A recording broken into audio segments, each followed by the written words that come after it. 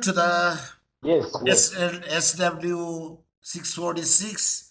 The students, please read what I posted on the screen so that I Yes, could know that you Professor, I are with can me hear and I you. am with you. Both are sailing the same boat Yes, I can to reach see to it. the destination. Read.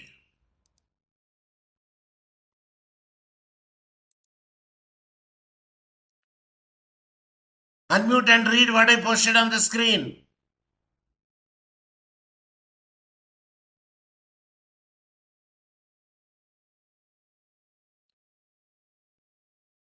Raymond, I could not hear your... Welcome to the students of SLW646. The major disadvantage of yes, the major disadvantage of the diplomatic method of dispute settlement. I'm speaking, Professor. Yes, I'm hearing you. Can you hear me? Go ahead, I'm hearing you.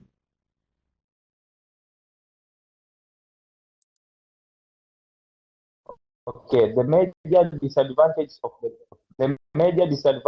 diplomatic method of dispute settlement is the parties to them are under no legal obligation to accept the proposal of settlement. The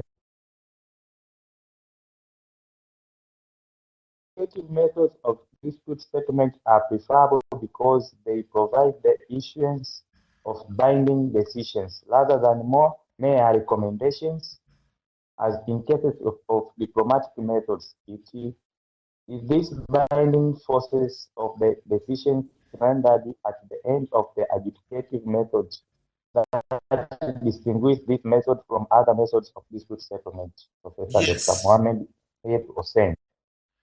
Yeah, because there is a disturbance in the sound also. No matter, but I will read it now.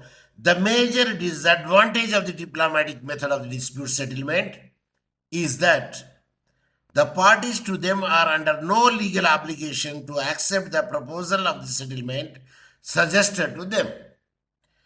So, we studied the diplomatic way of the methods, as usual, conventional methods. What are they? What are they? Give me the answer.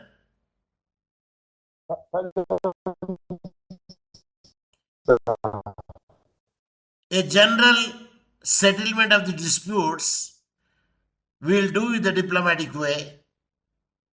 There is a non-legal methods. What are they? Bamia, Chungu.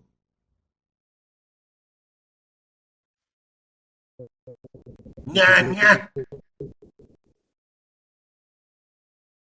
Say, what are they?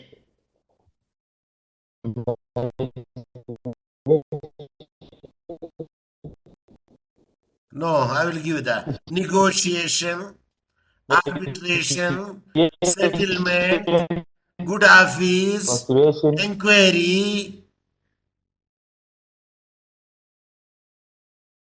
Okay, now mute it. I'm not getting the sound from you. Mute. You mute. Okay, listen. Thus, the adjudicating method of the dispute settlement. Yes, Professor. Adjudicating method means institutional method. Institutional method means either the court or by the tribunal. Preferably because they provide the issuance of the binding decisions. Either it will be adjudicated by the tribunal or by the court. It is having the more effectiveness rather than mere recommendation as in the case of the diplomatic methods. So diplomatic methods having the less strong teeth and the adjudicating method is having the more strong teeth. But anyway, the party agreed to it. They can bind any one of them. If they want to bind with the diplomatic method, yes, they can do so to resolve peacefully the international disputes are concerned. It is this binding force of the decisions rendered at the end of the adjudicative methods that distinguish these methods from other methods of the dispute settlement. So more powerful is Wood method. Participants, unmute and give me the answer. MDB, are you hearing me? Say at least yes. Unmute and say yes. Yes, Professor. Very good, very good. Okay. I appreciate it. At least I got the answer. So more powerful method is educative method. That doesn't mean that a party could not follow the diplomatic method. So now we will see in the today class the disputes of the diplomatic method, how it can be runs. So here a dispute is therefore something more than general attitude of the dislikes or hostility. Two nations may have a general feeling of antagonism against each other and yet not have any specific or particular disagreement on may identify as a dispute. Conversely, two nations may be friendly terms yet have a particular disagreement which can be considered as a dispute. So what is dispute? What is not dispute? It is made clear. So means of the method of disputes are concerned. The one of the method is the diplomatic method, and we are studying the now diplomatic method of the settlement, which are said to be the non-legal method. So now number one, we already covered, but it is the revision. Negotiation. Negotiation is the oldest, most common and the simplest method of settling the international disputes. So it is recognized by the great majority of the treaties of the specific settlement as the first toward the settlement of the international dispute. I already told you that the best way of judgment is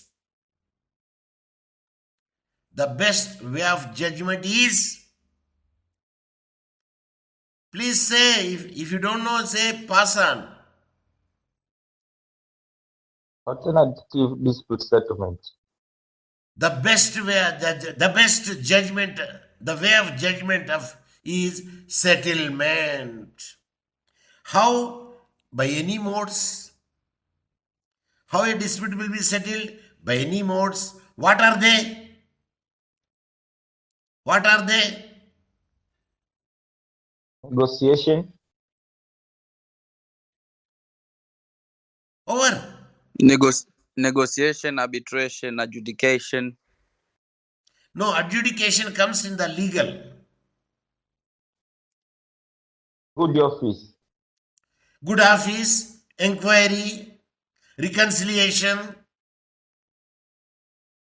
So these are the diplomatic methods, non-legal methods. So most of the treaties make a failure to settle the dispute by negotiation a condition precedent to compulsory arbitration or a judicial settlement. So now they want to make it out. If a party wants to settle the issue by the negotiation, they can settle it. No doubt at all. It is therefore not surprising that negotiation comes first in the list of the means of this peaceful and a pacific settlement or peaceful settlement of the dispute in the Article 33 and Class 1 of the Charter of the United Nations. So negotiation consists of the discussion between the concerned parties with a view to understand the opposing positions and opinions and reconcile the differences. If any dispute comes between the two parties are concerned, they will come under the same platform and to see that they want to settle their issue by negotiation. So it is very suited to the clarification and elucidation of the opposing contentions. So the party will come to with some proposals, some conditions, some rules. The other party also come with some rules, some propositions, some conditions, and they will sit together. They try to harmonize them in the form of negotiation. It is the most satisfactory means to settle the dispute since it is a voluntary bilateral and self-help means. It is a bilateral, not unilateral. Both the parties should have to agree for that one. And self-help means the parties are directly engaged in the process.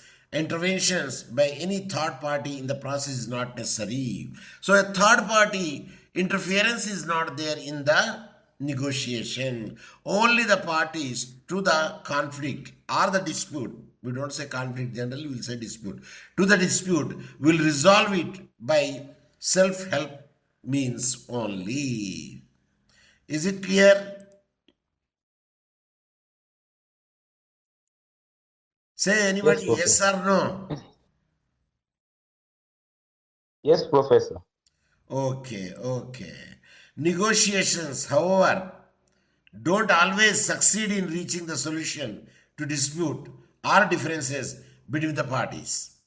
Thus, third parties' intervention are needed to help the parties in reaching the settlement to their disputes and differences. Here comes the importance of the other diplomatic method of dispute settlement. See?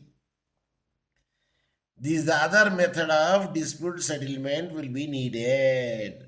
How? Inquiry.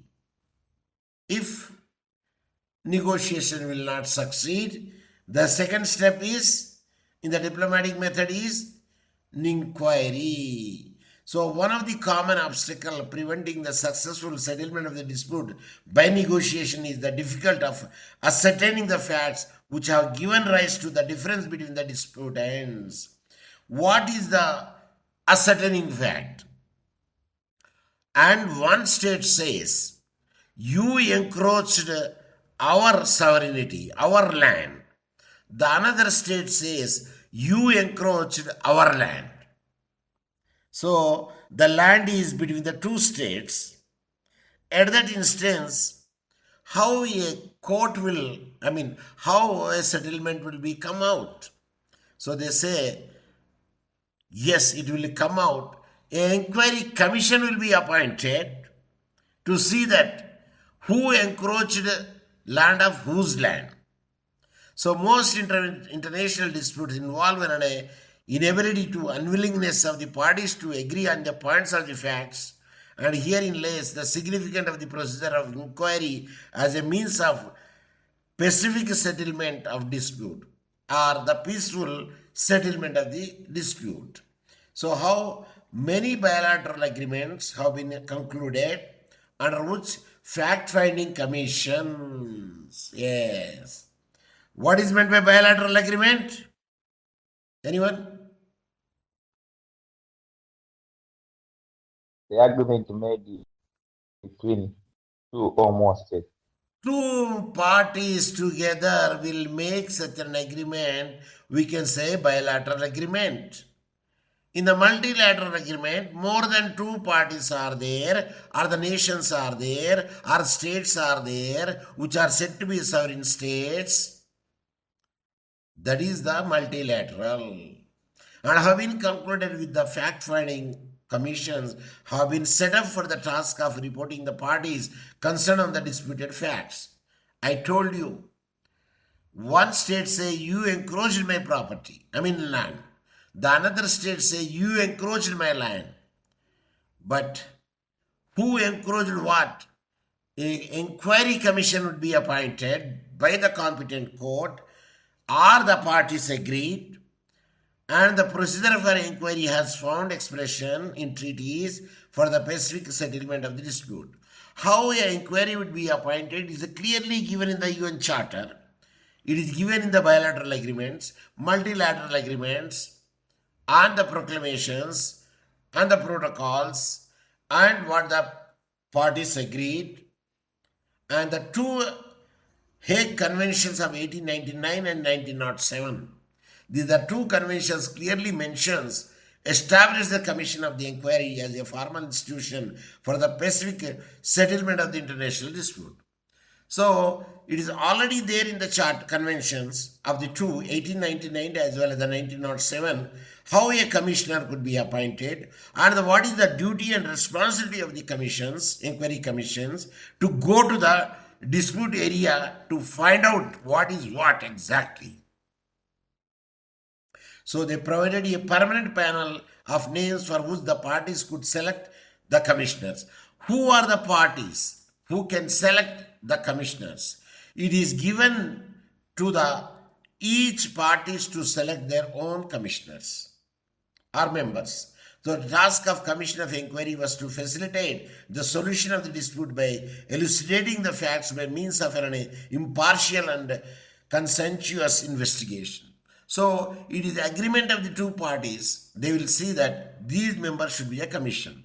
Or even if they approached a third party also, they will give they let these members should be the commissioner members. And these members neither hailing from the one of the state nor hailing from the another of the state, because they should be from the neutral state, otherwise they may show the biasness. Am I right? Yes, Prof. So the task of the Commission of Inquiry is to facilitate the solution of the dispute by elucidating the fact by means of an impartial and conscientious investigation. When a person is impartial because neither he belongs to one of the state of the party nor belong to other state of the party at that time, and he will be biased. And without bias, the reports of the commission was to be limited fact-finding and was not expected to include any proposal for the settlement of the dispute in question. It is not the proposal, no. The inquiry commission makes the fact-finding. What is exactly the fact? Who encroached the land of whose country or state? They will take the pictures, they will take the opinion of the people, they take the neighbors, they take all the inquiries, they recorded it, they will write it, they will take the signature and come with a report, fact-finding report. So that is the thing they would do it in appointing the inquiry commission to produce the fact-finding report. The report of the commission was to be limited to fact-finding only and was not expected to include any proposal, no suggestion, no recommendations, no nothing. Sio ongeza, sio punguza. Am I right? Yes, Prof. For the settlement of the dispute in question. So with the establishment of the League of Nations, before the UN Charter has come, before the UN come, there is the League of Nations. The means of inquiry took on a new significance. Inquiry and conciliation were viewed as an integral part of the single process of bringing about the pacific settlement of the dispute. In the League of Nations also it is there, that is the inquiry and conciliation. Both are the things are there. It is in the light of this background that the Charter of the United Nations especially lets inquiry as one of the methods of the pacific settlement of the international dispute. So they have made in the UN Charter that let it will be inquiry of commission be one of the method of the pacific settlement and peaceful settlement of the international disputes. So inquiry as a separate method of dispute settlement has fallen out of favor. It has been used as a part of other method of the dispute settlement. Its purpose is to produce an impartial finding of the dispute, facts, and thus to prepare the way of settlement of dispute by other peaceful methods. The parties are not obliged to accept the findings of the inquiry, however, they are always do accept them. When the inquiry commission has given the report, and the report is unbiased, and the party and the commission members are the hailing from the different nations, and those do not belong to either of this of the state party or the other state party who are the parties to the dispute, and hence there should be binding one. Like a commissioner will be appointed in the district courts or the residence magistrate court, because the court will not go to the site and the court will send the commissioner to the site. Of course, the commissioner will get entitled to get some remuneration as a token of honorarium, and he will produce the report as if the judge himself or the court himself have gone over their disputed area and has taken the inquiry completely. So they rely on the report of the commissioner. So the utilization of the inquiry has been evident in the practice of the international organization such as the United Nations, and is a specialized agency also. So inquiry has been used as a part of other methods of dispute settlement in the context of the general fact findings. Suppose if you are a government employee and if you misappropriated the government money. Then first and foremost thing is, what should be undertaken? Could be directly given to the police, or a case will be filed against you in the competent court? Please give me the answer. If you No, know they it, will you tell conduct me. an inquiry. Yes?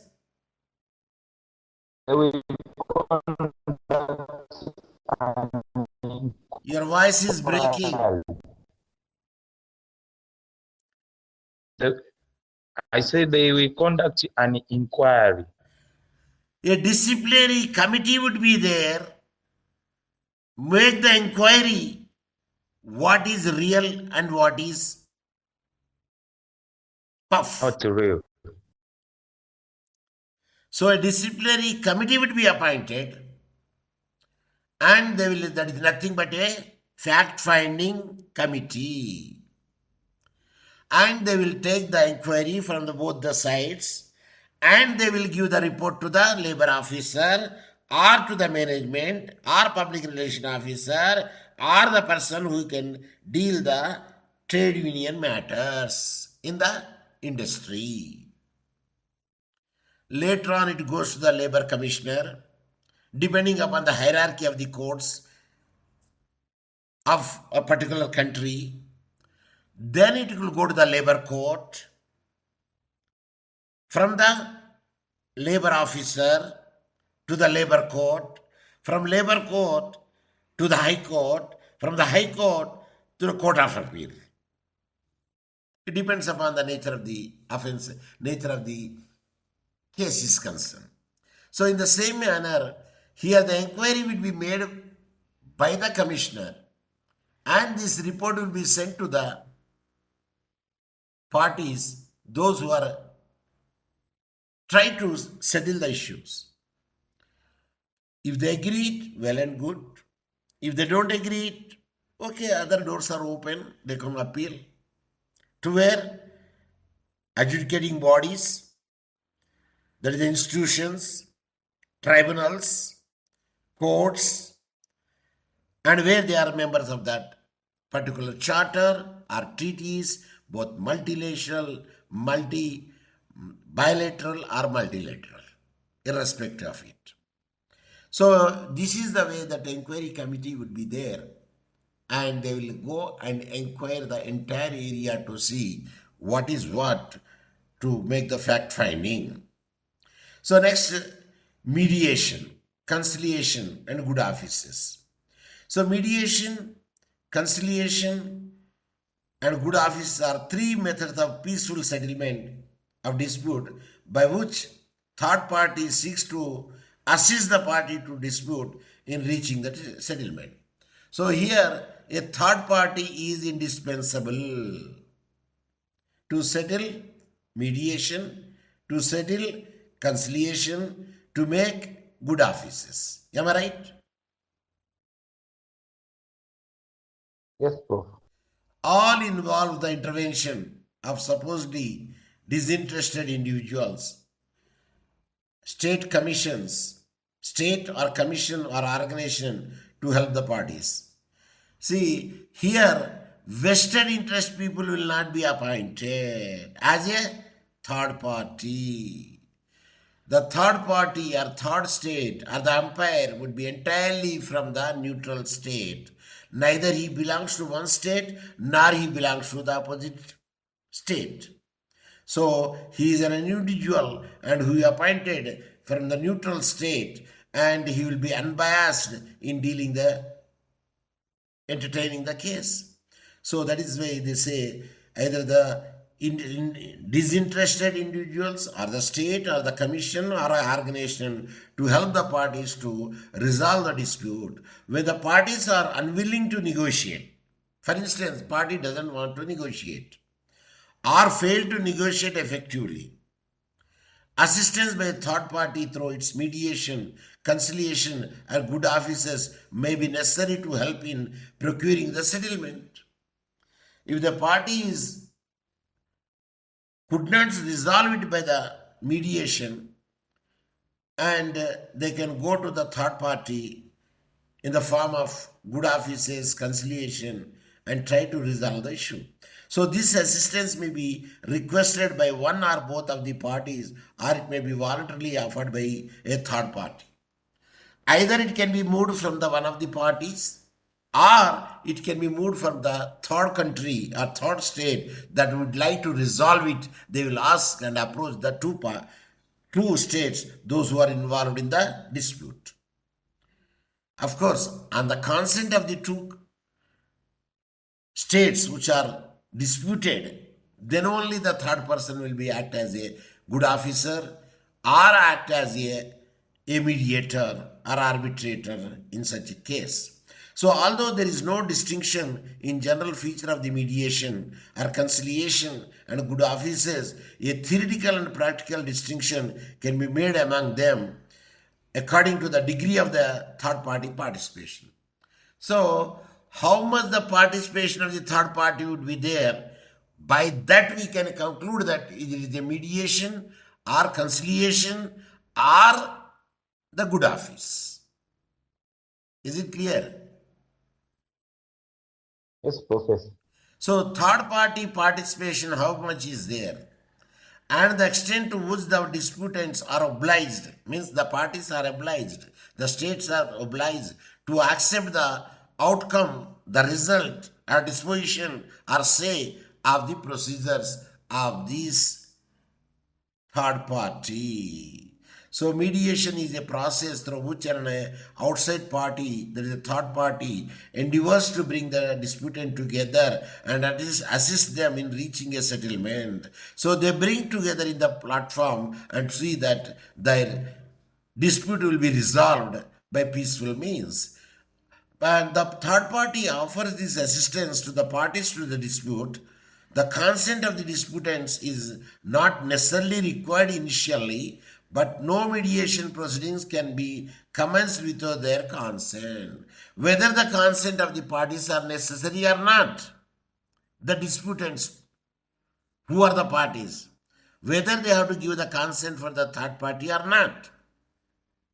Give me the answer.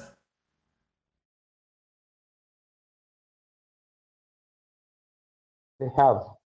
They are supposed to give the consent to third party. Then only They are third supposed. party can bring them on the platform to resolve the issues. The mediator actually and directly participate in the settlement itself because both parties have given the consent to the third party act as a mediator. So he does not content himself with making the negotiation possible and undisturbed. He is expected to offer concrete proposal for solution. He means who? Third party, a mediator. He is expected to offer the concrete proposal for the solution and settlement of the substantive issue related to a dispute. So he will come with a proposal. And however, this proposal represents nothing more than the recommendations. Whatever the proposal he read is only a recommendation. You have to do like this and you are not supposed to do like this. And if this do like this, let me harmonize it. And the dispute will be resolved by making the harmonization of the two contending parties or two disputants. So they have no binding force on either disputants. The parties to disputes are free to accept or reject his proposals.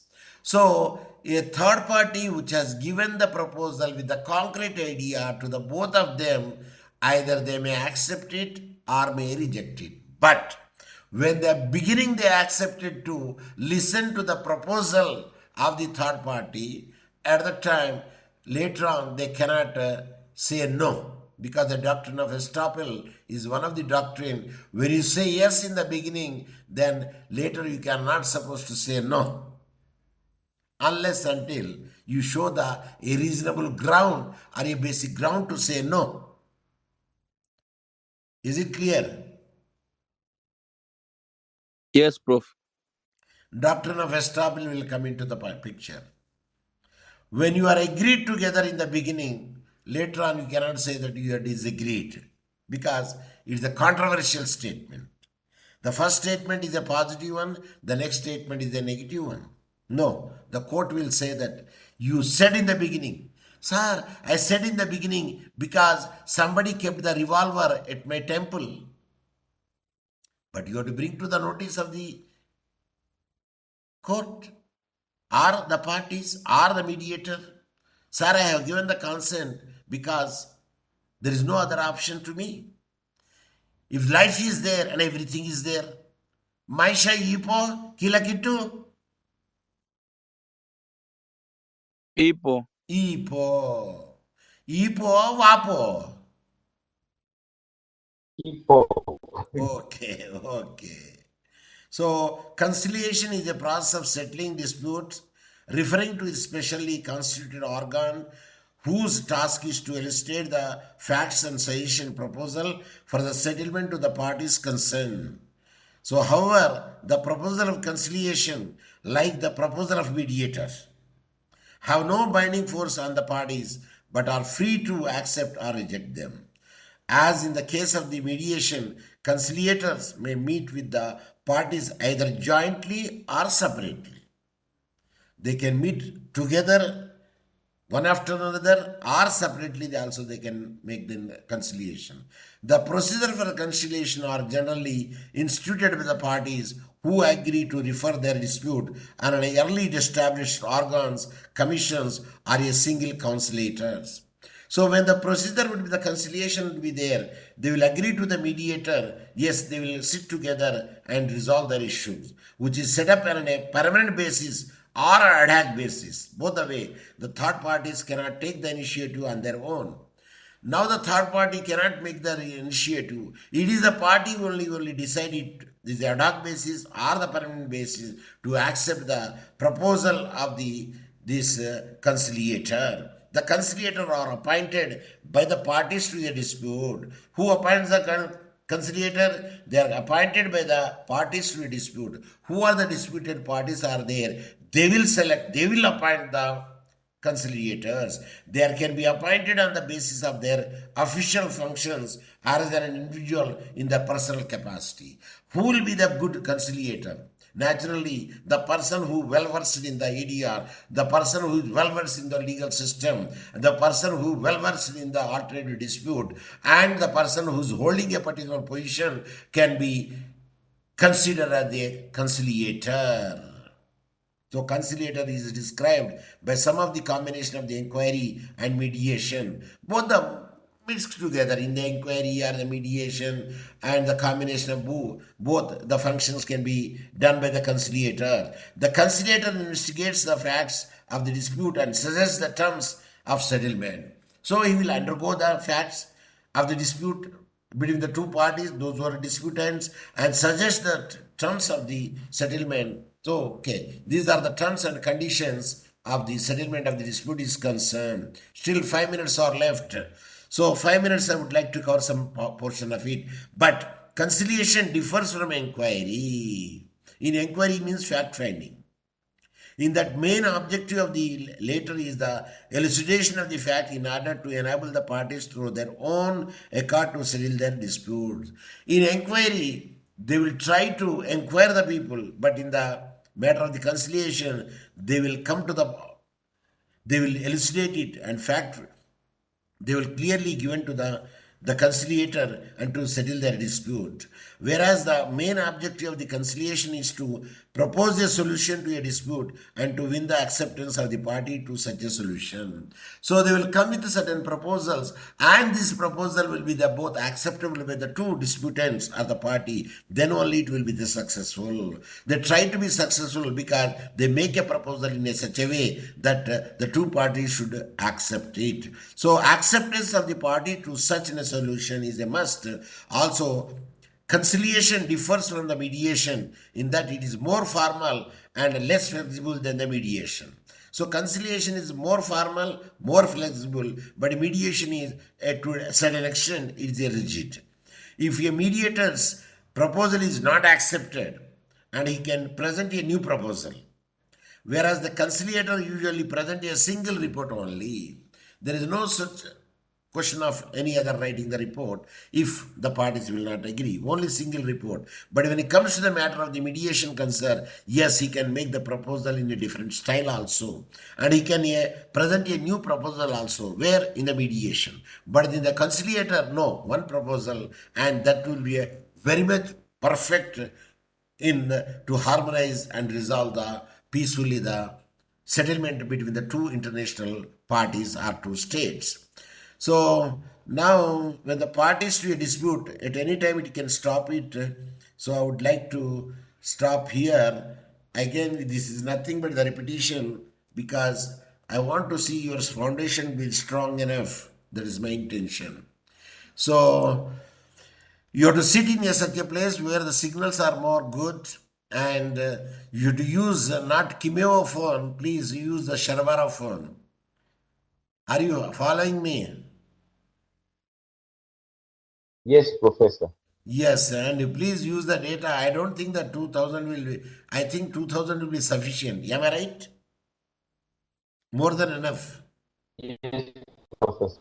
Yeah, because I use the 10,000, I can use at least 7 to 8 hours, not 7 to 8, at least 6 hours. 6 hours and continuously I can use it. Of course, I can use it in the both the recording and making the things, but 3 days once or 4 days once I have to use the 10,000. The point is, I will die if I don't teach, at least for 1 hour, either to anybody, because I do have the 4 courses now, not 3 courses, 4 courses from the masters. I don't teach at a stage of the 3 hours at a time. No, only 1 hour. Dose is only single dose, not double dose. What will happen if double dose is given? The medicine becomes poison also. Yes. Even the Subject dose to you death. increase it, the medicine becomes a poison. You are right. Yes, Professor. How is my method of selection today's? You need not to be present. We are waiting for I already made what is A, what is B, what is C in advance. And I made, now you can choose it. Okay. It is you have to decide it. Okay. So that I should be transparent. Sir, you have given Dorcas easy thing. No. For me, you have given the hard thing. No. Am I right? Okay. You are right, Professor. And you have seen also the question. Okay. Now you decide yourself. I gave the instruction also there. You are not supposed to write more than 4 pages. That means 2 full ruled papers, both the side you have to use it. Both sides. Any other doubt?